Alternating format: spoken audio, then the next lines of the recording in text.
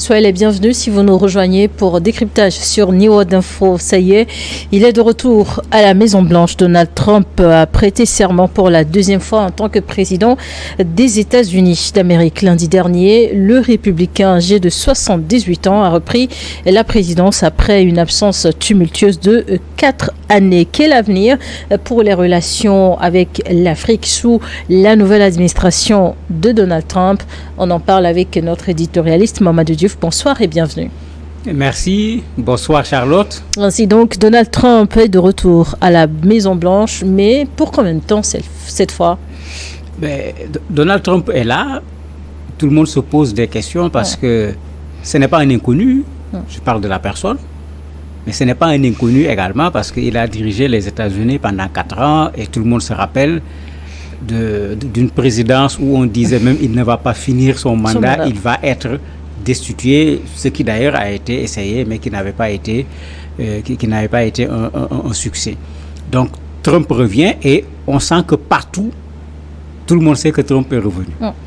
Puisque comme on le dit, même là où il n'est pas, on est en train de parler de lui. Et ça se comprend parce que vous avez un monsieur qui se considère comme un champion extraordinaire, qui considère les États-Unis comme le meilleur, pour ne pas dire le seul pays où il fait bon vivre au monde, qui considère que c'est la meilleure puissance au monde. C'est le pays qui doit être au devant dans tout. C'est le pays qui doit orienter, qui doit déterminer tout. Mais on s'attend effectivement à ce que ce mandat de 4 ans se passe encore avec des soubresauts comme l'autre mandat de 4 ans. Et il faut même dire clairement, il a déjà commencé son discours, les décrets qu'il a signés donnent le ton sur ce à quoi on va assister pendant 4 années. Un retour improbable de Trump et aussitôt arrivé le 47e président des États-Unis, comme vous le disiez tantôt, a pris la peine de signer de nombreux décrets et ce juste après son investiture. C'est ce qu'il avait promis, je crois que ça, il faut le lui reconnaître, il a respecté sa promesse sur ce plan-là, mais il y a 2 soucis dedans. À quoi sert cette précipitation d'abord? Et surtout, que signifie ce geste? Mais le geste, c'est du Trump. Mais Trump, qu'on le dise de façon très claire, c'est un très bon acteur de cinéma. Oui. Vous avez vu comment il a signé en public, parce que c'est comme ça qu'il faut l'appeler. Est-ce qu'on a besoin de signer des décrets en public? Dans quelle république on le fait? C'est déjà un élément. Trump se veut une star. Et il le réussit avec je ne sais pas s'il faut dire ses militants ou bien ses fidèles, parce que ça dépasse militant. Vous le voyez même jeter le stylo dans la foule. Il faut qu'on fasse attention, qu'on regarde Trump comme il se doit, et comme certains le disaient pendant qu'il était au pouvoir, est-ce qu'on ne doit pas aller voir des psychologues pour qu'on étudie son cas? Et justement, que dire de Donald Trump de 2017 comparé au Donald Trump de retour en 2025? Des changements remarquables? C'est un peu tôt pour le dire, puisqu'il vient d'arriver. On espère que celui de 2025 va apprendre du Donald Trump de 2017 qui était là auparavant. Puisqu'il a eu le temps de faire un certain nombre de choses, de rencontrer des obstacles, d'être président de la République. Donc, il n'arrive pas dans un espace qu'il ne connaît pas. Il a connu des expériences, il a connu des échecs. On espère qu'il a appris de ses échecs, bien qu'on se rende compte qu'il y a des aspects où il n'a rien appris de ces échecs. Quand il dit qu'ils vont sortir de l'Organisation mondiale de la santé, il sort à nouveau de l'accord de Paris. Tout à fait, mais ça veut dire qu'il n'a pas appris de ces échecs. Et sur ce plan-là, c'est le Trump de 2017 qui revient exactement. Considérez-vous que c'est déjà ses premiers faux pas? Pour moi, c'est des faux pas. Quand il sort de l'Organisation mondiale de la santé, quand on regarde celui qu'il a nommé ministre de la Santé, les gens disent que les Africains doivent avoir peur pour leur santé. Ce qui est vrai, il faut le dire clairement. L'essentiel de nos vaccinations, l'essentiel de nos soutiens en matière de santé nous proviennent de l'OMS. Ça, il faut le dire clairement. Et on va sérieusement vers des problèmes s'il ne s'arrête pas à une suspension seulement, parce qu'il parle de suspension pendant 30 jours de l'aide aux pays étrangers. Mais les Américains apportaient énormément de sous au niveau de l'Organisation mondiale de la santé. S'il n'y a pas d'autres pays pour compenser ce que les Américains ont mené, mais ce qui va se passer, c'est ce qui se passe actuellement avec les guerres en Afrique. On considère qu'il y a guerre en Ukraine. Là-bas, il faut amener de l'aide, il faut soutenir les populations, il faut soutenir l'État avec des armes. Ailleurs, c'est comme s'il n'y a pas de guerre. C'est comme s'il n'y a pas de réfugiés. C'est comme s'il n'y a pas de population en difficulté. Mais c'est ce qui risque de se passer avec l'Organisation mondiale de la santé. Que les pays africains prennent leurs responsabilités. Je me dis, c'est également une occasion pour nous de savoir que la souveraineté, elle a également une dimension sanitaire. On doit pouvoir se soigner dans le pays dans lequel on se trouve, en y trouvant les personnes qu'il faut et le nécessaire également en termes de plateau technique. Justement, parlons d'Afrique. Quel est votre ressenti par rapport à ce retour des États-Unis et quel impact cela pourrait avoir sur les relations États-Unis-Afrique? Moi, je vais faire la part des choses entre États-Unis et Trump. Mais c'est le dirigeant des États-Unis. C'est du Trump is back, ce n'est pas les États-Unis. Mais n'oublions pas également, malgré qu'il s'est mis à signer des décrets, les États-Unis sont un pays organisé. Et il y a une réalité du contre-pouvoir aux États-Unis. Vous avez vu certains décrets qu'il a déjà pris, vous avez des États qui les ont déjà attaqués. Les procédures administratives peuvent toujours changer la donne. Mais bien sûr. Pourtant, il l'avait appris à ses dépens. Mais sur ce plan-là, c'est le Trump de 2017 qui est revenu. Plusieurs fois, il a voulu faire un certain nombre de choses. Un procureur, quelque part, a dit niet. Les États, puisqu'on n'oublie pas, les États-Unis, ce n'est pas un pays comme nos pays, c'est un ensemble d'États qui se sont regroupés. Et vous avez une loi qui a un caractère national et une loi qui a un caractère d'État. Mais les gens sont en train déjà de contester un certain nombre de choses et ils vont attaquer les décrets du président de la République. Ce qui est intéressant parce que dans un pays, même si c'est les États-Unis, le président de la République ne doit pas être capable de faire ce qu'il veut. Ça n'a aucun sens qu'un président dise « je vais faire ce que je veux », alors que c'est ce que Trump est en train de vouloir nous montrer. Pour nous autres Africains, on connaît nos problèmes. Il dit « on suspend l'aide étrangère ». Nous sommes dedans parce que les Américains aident quand même, ça il faut le reconnaître. Mais ce n'est pas ça seulement. Nous sommes dedans dans l'aspect que les voyous quittent notre pays. Malheureusement, les bêtises de Trump reprennent parce qu'il faut le dire comme tel. Son premier mandat était rempli de bêtises. Les bêtises reprennent puisqu'il dit que la RDC a envoyé aux États-Unis des prisonniers et des drogués. Tout le monde sait que c'est du complètement faux. Complètement faux, mais ça également, il va falloir vivre avec. C'est la même chose qu'il avait fait avec la campagne électorale en accusant certains de manger les chiens et les chats de compagnie des gens, etc. Ça également, il va falloir qu'on le supporte encore pendant 4 ans, mais Trump est un véritable laboratoire de fake news, pour utiliser une expression très à l'heure. Les États-Unis qui, selon Donald Trump, vont se retirer de l'Organisation mondiale de la santé, mais pas que, de l'accord de Paris notamment. Autre décision sur le plan économique, mais aussi on sait qu'avec l'Afrique, les États-Unis interviennent, sont l'un des gros contributeurs à travers USAID. Est-ce qu'il faut s'attendre à d'autres décisions éventuelles? Mais il faut s'y attendre parce que ce soit USAID, que ce soit l'AGOA, que ce soit le MCA, que ce soit le MCC, que ce soit le FUNIAP, parce que il y a plusieurs espaces où les États-Unis interviennent directement et d'autres où ils interviennent indirectement à travers ce qu'on appelle le multilatéralisme, comme c'est le cas de l'OMS, comme c'est le cas du HCR, comme c'est le cas au niveau du FUNIAP et autres. Mais quand Trump revient, mais ça va poser problème partout. Et en même temps, puisqu'il a dit on suspend l'aide étrangère. Il n'a pas fait de distinguo. Mais ça veut dire que partout où l'aide américaine partait, pendant 90 jours, la situation peut être particulièrement compliquée. Pour nous autres Africains, ce n'est pas seulement la question des migrants dont je parlais tout à l'heure. Tout le monde connaît la position de Trump sur tout ce qui va autour de la planification familiale, etc. Mais il risque de refaire la même chose qu'il avait fait. On ne va pas prendre l'argent des Américains pour donner à des gens pour ne pas faire des enfants, etc. Puisque tout le monde connaît sa position sur cette question, y compris même à l'intérieur des États-Unis. Ça posera un sérieux problème. Pour AGOA, on peut avoir un gros problème parce que Trump peut se taire tout simplement. N'oublions pas que c'est un projet qui est là depuis un certain nombre d'années. Depuis pratiquement 2000, ça avait été initié par Bill Clinton. Barack Obama l'a prolongé de 10 ans. En septembre 2025, la prolongation finit. Il peut tout simplement se taire et puis ça disparaît. Et c'est logique. Sans toutefois évoquer un renouvellement des accords. Non? Ah non, mais il peut également nous mettre là où il a mis les autres. Si vous voulez travailler avec les États-Unis, si vous voulez faire rentrer des produits aux États-Unis, puisqu'il parle de taxes de 10 à 25% au moins, il peut nous mettre dans ce lot. Dans ce même lot. Mais en ce moment, on ne peut plus parler de AGOA parce qu'AGOA nous permettait d'échapper effectivement aux règles actuelles qui ne sont pas du 25%.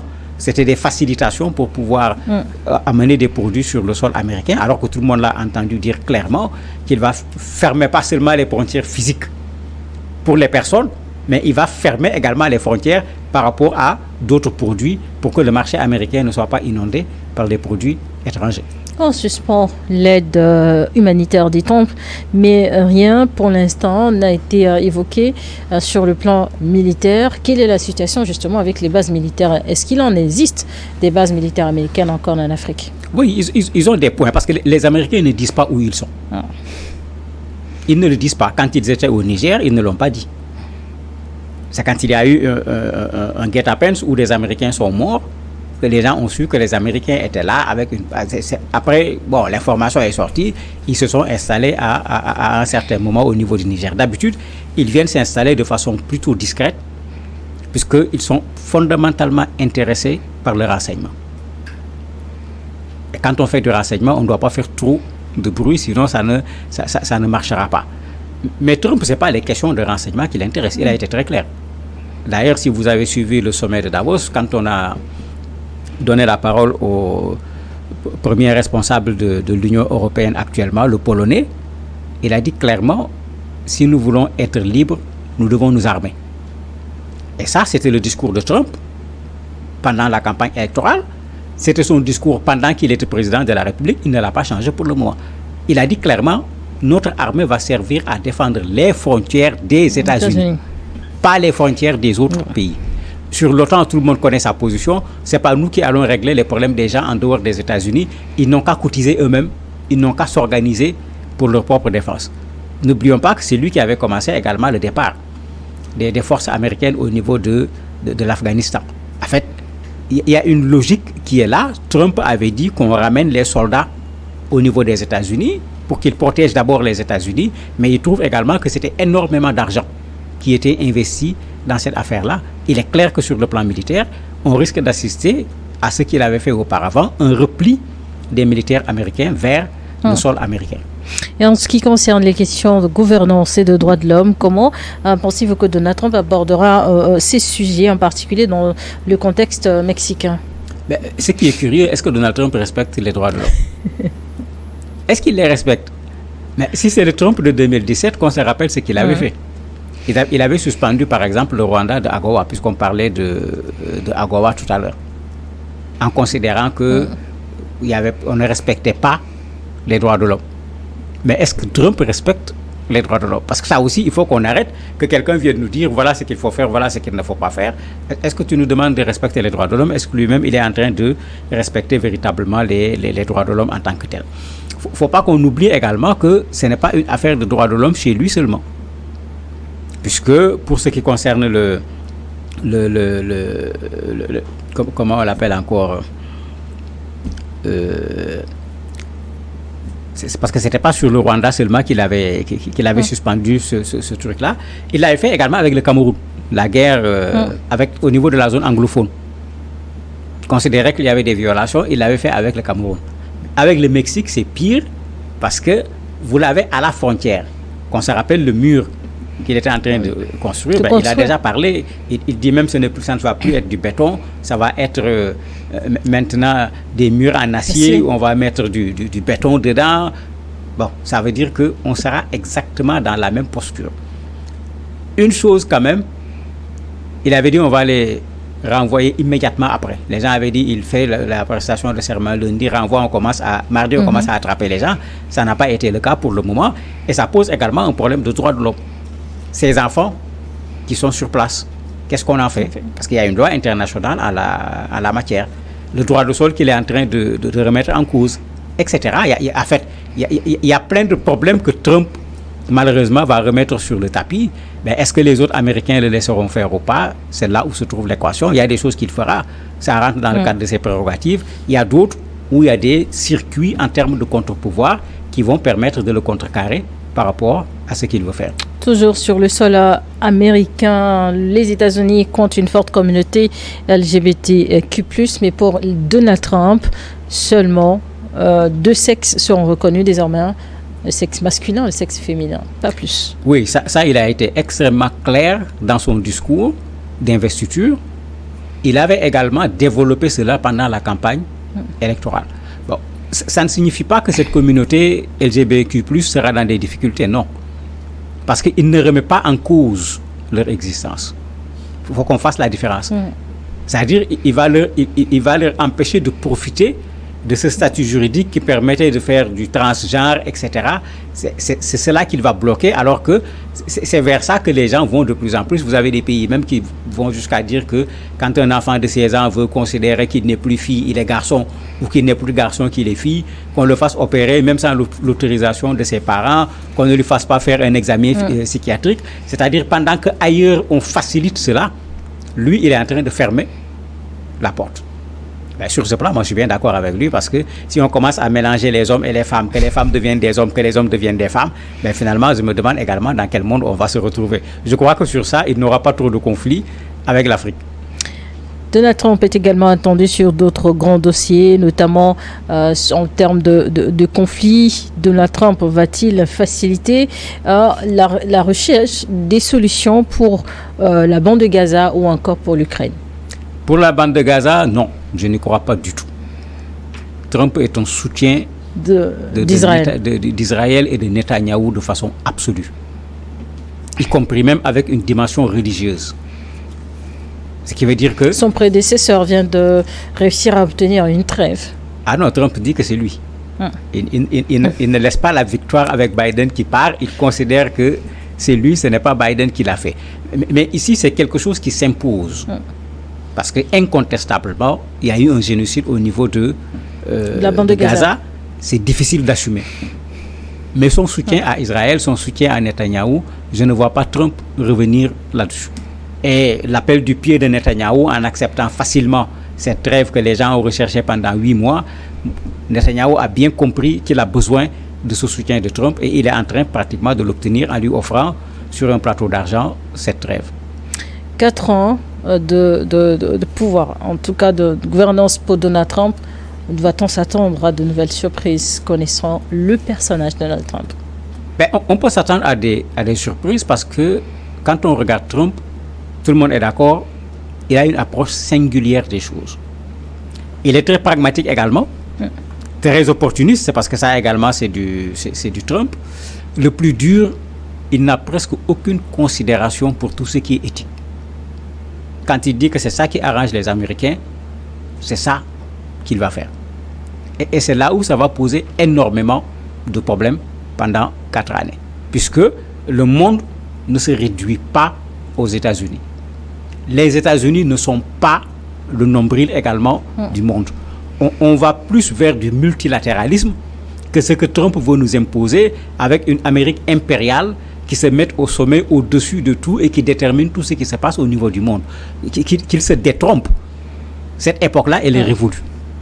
D'ailleurs, même en termes de puissance, les Américains sont là à combattre la Chine, à combattre la Russie, parce qu'il y a d'autres puissances aujourd'hui qui sont en train de s'installer, aussi bien sur le plan militaire, sur le plan économique, que les Américains. Ils ne peuvent plus se transformer en roi dans ce monde-là, en considérant qu'il n'y a personne à côté pour pouvoir les concurrencer. Les enjeux de l'heure sur le plan climatique, quelles seraient les conséquences si véritablement les États-Unis arrivaient à se retirer de l'accord de Paris? Les conséquences sont déjà là. Il a dit de forer.